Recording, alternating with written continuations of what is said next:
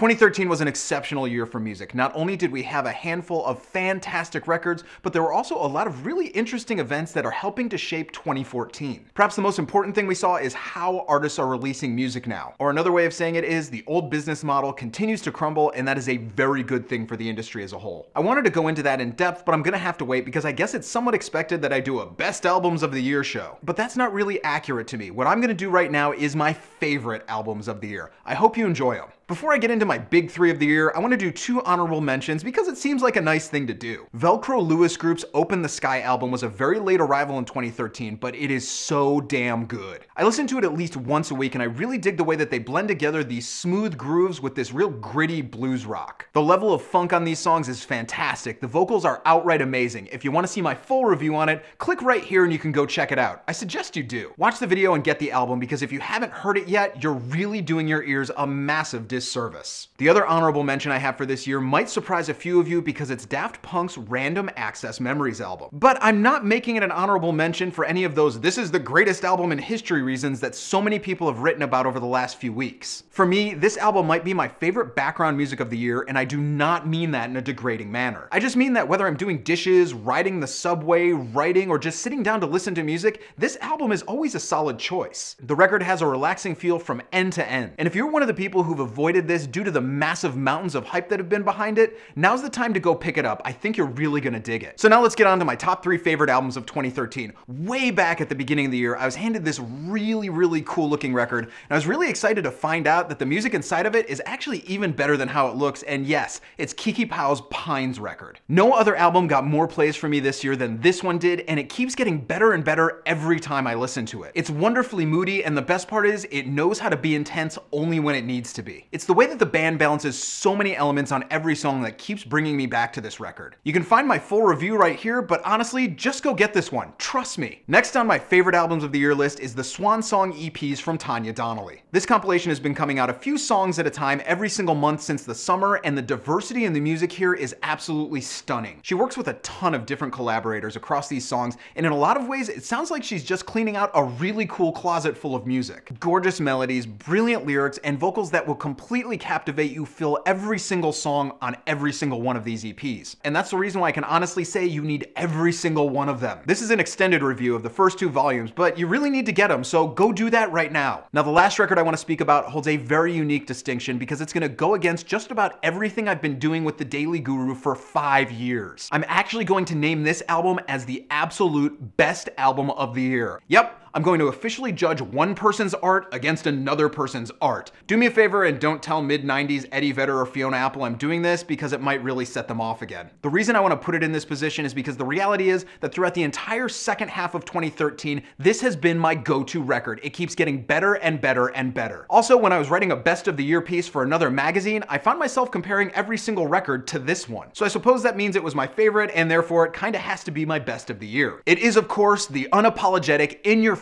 rock and roll masterpiece called Sistrionics from Deep Valley. I actually think I might have a bit of a crush on this record because it's a rare occasion that any record so completely captivates me that I find myself still going on and on about its virtues more than 6 months after the first time I heard it. That's right, my initial review, which you can see right here, was done back on June 24th. Here we are at the end of December, and the impact of that record to me hasn't lessened in the least. The guitars are so damn righteous all across this album, and the rhythms and the vocals make you want to rock out as hard as you can every single time. This record just has everything you could want if you're into real rock and roll. And if somehow you haven't picked this album up, come on, what are you waiting for? Go get it. Now, I know there were a lot of records that sold millions of copies this year that I completely ignored, and it's not because I didn't like them or I have some bias against mainstream music. I just dug these records a heck of a lot more throughout the year. And anyone who tries to argue that 2013 wasn't a great year for music is just too lazy to click around the internet. In my ears, 2013 was one of the best in a long time, and all we can do is hope that 2014 will be even better.